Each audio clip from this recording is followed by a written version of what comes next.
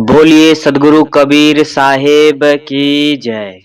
सभी संत महापुरुषों की जय। आदरणीय धर्म प्रेमी सज्जनों, माताओं एवं देवियों, आज हम लोग श्रवण करेंगे रामायणी नंबर 50, जिसमें गुरुवर कबीर कहते हैं बंधनों का मूल क्या है। हमारे जीवन में किसी भी चीज का बंधन है, किसी भी प्रकार का बंधन है तो उसका मूल क्या है। कहते हैं कहत मोहि भयल युग चारी, समुझत नाही मोर सुत नारी। बंसहि आग लगी बंसहि जरिया, भरम भूल नर धंधे परिया। हस्ती के फंदे हस्ती रहई, मृगा के फंदे मृगा रहई। लोहे लोह जस काटु सयाना, तिरिया के तत्व तिरिया पहचाना। नारी रचनते पुरुषा, पुरुष रचनते नार। पुरुष ही पुरुषा जो रचे, ते बिरले संसार। सदगुरु ने इस रामायणी में यह बताया है कि तुम्हें अपने मन के मोह तथा अपने माने हुए प्राणियों से ही बंधन प्राप्त होते हैं। जिस वस्तु में लगाव कर लिया, जिस वस्तु में मोह हो गया, वहीं से बंधन उत्पन्न हो गई। जिस मनुष्य से आपने मोह कर लिया, वहीं से बंधन शुरू हो जाता है। गुरुवर कबीर कहते हैं कहत मोहि भयल युग चारी। चौपाई की इस प्रथम अर्धाली का अपातः अर्थ पौराणिक विचार वालों के अनुकूल है। उनको यहाँ अपने भावुक विचारों के समर्थन में अर्थ लगाने में सरलता है। वे अर्थ लगा सकते हैं कि कबीर साहब कहते हैं कि मुझे उपदेश करते हुए चारों युग बीत गए, परंतु ऐसा अर्थ करने वालों को समझना चाहिए कि ये अपनी भावुकता में कबीर साहब को भी अत्यंत भावुक बना देना चाहते हैं। बल्कि गुरुवर कबीर इन सभी भावुकताओं से परे। दूसरे ऐसे सिद्धांत विद्वान लोग हैं जो बीजक में प्रक्षेप की टोह में रहते हैं।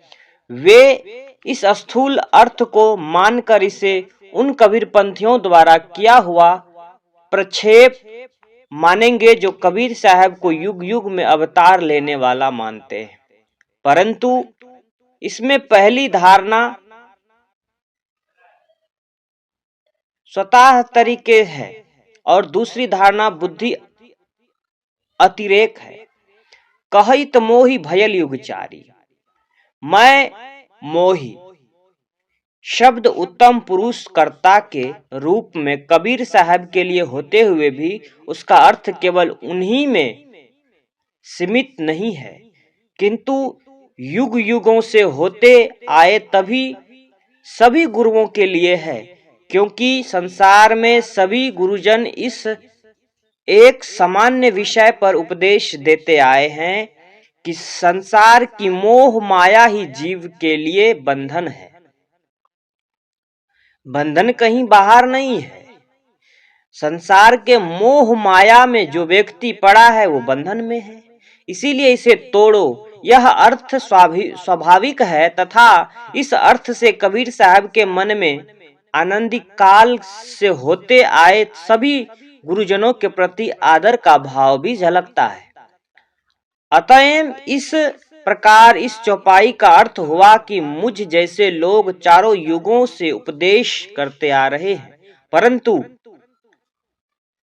पत्नी बच्चों में मेरा भाव रखने वाले लोग इस बात को नहीं समझते। जिनका विचार सिर्फ और सिर्फ अपने परिवार तक सीमित रहे, वो भला कैसे समझ सकता है। समुझत नाही मोर सुत नारी। इस अर्धाली में जो विद्वान कबीर साहब को ग्रस्त सिद्ध करना चाहते हैं, उन्हें अपने ढंग का अर्थ सूझेगा। वे कहना चाहेंगे इस अर्धाली में कबीर के जीवन पर प्रकाश पड़ता है। कबीर कहते हैं कि मेरे बच्चे तथा पत्नी समझ नहीं रहे। अतएव कबीर पत्नी बच्चे वाले थे। वे अपनी पत्नी तथा बच्चों को समझाते थे, परंतु वे उनकी बातें समझ नहीं सकते। परंतु ऐसे बहादुर विद्वान से पूछना चाहिए कि कबीर के वे पत्नी बच्चे क्या चारों युगों से उनके साथ थे? क्योंकि वे कहते हैं, कहित मोहि भयल युग चारी, समझत नाही मोर सुत नारी। कबीर साहब ने यहाँ सहज भाव से कहा है कि मुझ जैसे लोग सदैव से संसार की असरता को समझाते रहे हैं, परंतु जो सुत नारी में मेरी भावना रखने वाले हैं, वे इस बात को नहीं समझ पाते। कबीर साहब अखंड बाल ब्रह्मचारी विरक्तमान संत थे। उनके सामान्य उपदेश को उनके ऊपर लगाना असमीक्षात्मक बुद्धि का फल है। बीजक के कुछ पाठों में समझत नाही मोर सुत नारी में मोर शब्द की जगह पर मोह पाठ है। लगता है यही सही पाठ है, परंतु लिखावट के दोष से कहीं किसी ने मोह की जगह पर मोर लिख लिया। फिर भी अर्थ में कोई फर्क नहीं है। बंसही आग लगी बंसही जरिया, अर्थात बांस अपनी ही रगड़ से जल जाते हैं। इसी प्रकार मनुष्य अपने जाने माने हुए लोगों द्वारा उठाए हुए राग द्वेष के रगड़े में जलकर राख हो जाता है। मनुष्य अपने मन के माया मोह तथा अपने माने हुए प्राणी पदार्थों के राग द्वेष की आग में ही रात दिन जलता रहता है। हमारे चारों ओर फैले हुए हमारे माने गए प्राणी पदार्थ हमारे ही दुरुपयोग से हमारे लिए बंधन बन जाते हैं। हम अविवेक वश अपने राग करते हैं और मन की अनुकूलता न होने पर उनसे द्वेष करते हैं। बस यही राग द्वेष हमारे जीव के जंजाल बन जाते हैं। यही हमारे गले की फांसी बन जाते हैं। गुरुवर कबीर आगे कहते हैं, भरम भूल नर धंधे धरिया परिया। इस अर्दाली में भ्रम तथा भूल इन दो शब्दों का प्रयोग किया गया है। भ्रम का अर्थ है कुछ का कुछ प्रतीत होना, जैसे रस्सी में सांप, सीपी में चांदी, चांदी या धूप की लहरियों में पानी आदि। इसी प्रकार विषयों के सुखभास भ्रास है। मनुष्य माने गए विषय भोगों में मनुष्य को सुख का भ्रम होता है कि इसमें आनंद है, यह शरीर मेरा है, ये प्राणी पदार्थ मेरे हैं। यह भी भ्रम ही है, क्योंकि यह सब कुछ भी तो साथ नहीं रह जाता। मेरी अपनी आत्मा से अलग कोई परमात्मा है, उसी से परम आनंद मिलेगा। यह सबसे बड़ा भ्रम है। भूल का अर्थ है अपने आपा को न जानना। मैं शुद्ध चेतन हूँ, यह एक वास्तविकता है। इसे न समझकर मैं देह हूँ, यह भूल है। सापेक्ष संक्षेप में कहें तो जो कुछ अपने से अलग है उसमें सुख तथा स्वतत्व का भास भ्रम है, और अपने अविनाशी चेतन स्वरूप को न समझना भूल है। इस भ्रम तथा भूल के कारण जीव अंधे परिया अंधकार में पड़ा हुआ है, कर्म बंधनों का व्यापार करता है। भ्रम तथा भूल को हम विषयाशक्ति तथा अज्ञान कह सकते हैं। इन्हीं के कारण तो जीव भटक रहा है। कैसे अपने अंदर की अज्ञान अग्नि से आदमी जलता है, इसके लिए ऊपर बांस की रगड़ से बांस जलने का उदाहरण दिया गया है। आगे हस्ती, मृगा, लोह और स्त्री, इन चार उदाहरणों से सद्गुरु कबीर यह समझाना चाहते हैं कि तुम्हारे बंधन तुम्हारे मन से या तुम्हारे स्वजनों द्वारा ही बनाते हैं। लोग सिखाई हुई हस्तनी तथा मृगी द्वारा हाथी तथा मृग को फंसा लेते हैं।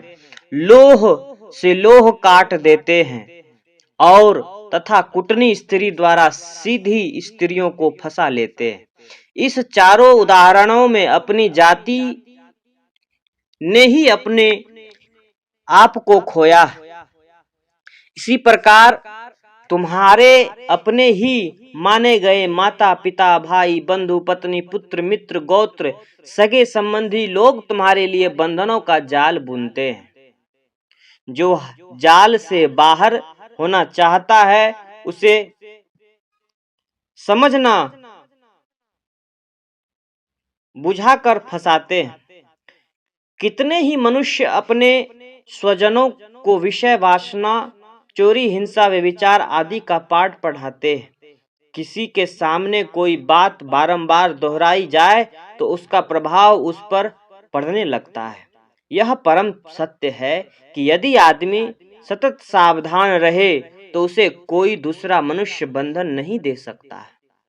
मुख्य बंधन तो अपने भीतर ही मोह माया एवं अहंता ममता है। जैसे लोहा से उत्पन्न मोर्चा उसी लोहे को खा जाता है, वैसे हमारे अपने से उत्पन्न हुए अज्ञान एवं भ्रम हमें खा जाते हैं। जैसे अपनों द्वारा सुख सुविधाएं मिलती है, वैसे ही अपने लोगों द्वारा सुख तथा बंधन भी मिलते हैं। इसे हम ऐतिहासिक ढंग से भी समझ सकते हैं। राजा दशरथ को अपनी ही प्रिय पत्नी कैकेयी द्वारा मरणांत घाट कष्ट हुआ। अपने ही भाई विभीषण द्वारा शत्रु पक्ष को भेद देने से रावण का विध्वंस हुआ। घर का भेदी लंका ढावे कहावत हो गई। प्रचलित धारणा अनुसार राजा जयचंद विदेशियों से मिलकर देश का घात हुआ। बादशाह शाहजहां अपने ही पुत्र औरंगजेब द्वारा जेल में डाला गया। यह लिस्ट बड़ी लंबी बनाई जा सकती है, परंतु अंततः साखी की प्रकरण पंक्ति में सद्गुरु कहते हैं कि स्त्री पुरुष में प्रेम करती है तथा पुरुष स्त्री में, अर्थात स्त्री और पुरुष एक दूसरे के शरीर में मोह करते हैं, जो एक मृग तृष्णा है। यदि स्त्री के शरीर में आनंद होता तो स्त्री अपने शरीर के आनंद को खोकर सुखी रहती। यदि स्त्री के शरीर में आनंद होता तो स्त्री अपने शरीर के आनंद को लेकर सुखी रहती, परंतु वह पुरुष के शरीर में आकर्षित है। और यदि पुरुष के शरीर में आनंद होता तो वह अपने शरीर का आनंद लेकर तृप्त रहता, परंतु वह स्त्री के शरीर में आकर्षित है। इसीलिए न स्त्री के शरीर में आनंद है तथा न पुरुष के। स्त्री पुरुष दोनों ही देहाभ्यास की मृग तृष्णा में दौड़ रहे हैं और इस रेगिस्तान में वे दोनों ही जीवन भर प्यासे मर रहे हैं। पुरुष ही पुरुषा जो रते ते बिरले संसार, यह बड़ा महत्वपूर्ण वाक्य है। सांख्य दर्शन ने जड़ प्रकृति से भिन्न शुद्ध चेतन को पुरुष कहा है। सद्गुरु कहते हैं पुरुष ही पुरुषा जो रचे ते बिरले संसार। जो केवल पुरुष ही पुरुष में प्रेम करता है, अर्थात जो केवल अपने शुद्ध चेतन स्वरूप में ही लीन है, वह संसार में बिरला है। सारी विषया शक्ति मिट जाने पर ही अपने शुद्ध चेतन में रति होती है। आत्मरति, आत्म प्रेम, आत्म तृप्ति जीवन की सर्वोच्च दशा है। जिनकी देहाशक्ति सर्वथा मिट जाती है, वही अपने शुद्ध पारक चेतन स्वरूप में स्थित होता है। बाहर कहीं कोई बंधन देने वाला नहीं है। अपने अज्ञान, अपने अविवेक के कारण मनुष्य बंधन में बंध जाता है और उसी बंधन को काटने के लिए न जाने कैसे कैसे भ्रम में पड़ जाते हैं और दर दर की ठोकरें खाकर जीवन की लीला समाप्त कर लेते हैं। गुरुवर कबीर कहते हैं, भ्रम में न भटको, मोह माया में न फंसो, सभी बंधन से मुक्त हो। तो इन विचारों को सुनकर के आपको कैसा लगा? आप सभी इस विचार को सुनकर के कमेंट में जरूर बताएं। बोलिए सदगुरु कबीर साहेब की जय।